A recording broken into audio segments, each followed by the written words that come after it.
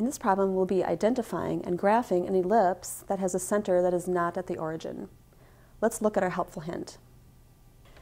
When an ellipse has a center that is not at the origin, the center has the coordinates h, k, and the equation in standard form is x minus h squared over a squared plus y minus k squared over b squared equals 1, where both a and b are greater than 0.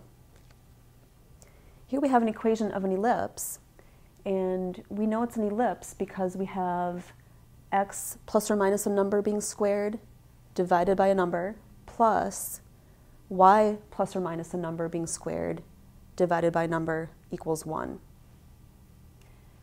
To graph this ellipse, if we look at the standard form, our helpful hint told us that the center is at h, k. So we need to look at our equation and decide what h and k are.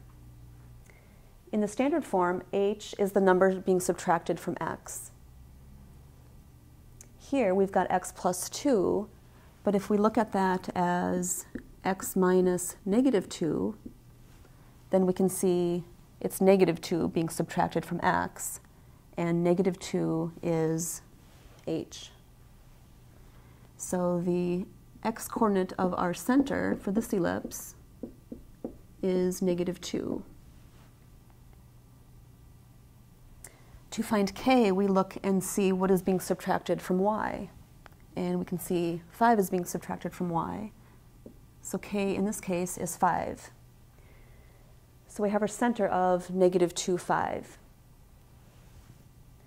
So to plot that point, we go left 2 and up 5. So there's our center. And now we can look and see what our a and b will be, and that will tell us some other points on the ellipse. A squared in this case is 16.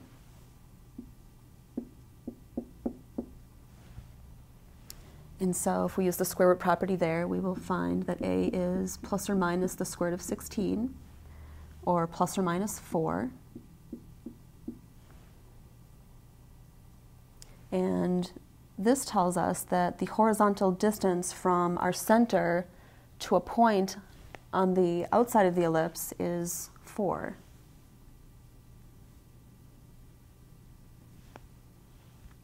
And then we can go on the other side of the center 4 units.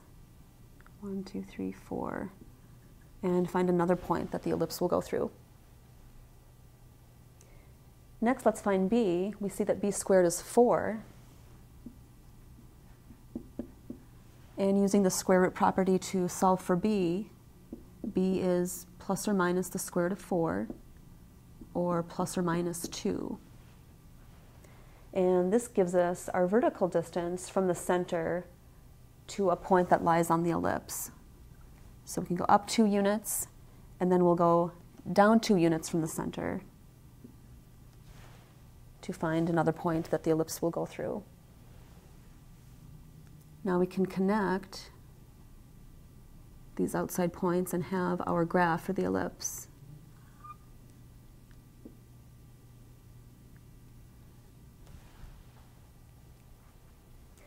So as our hint suggested, when we have an ellipse in this form, we see that the center is not 0, 0, but h, k.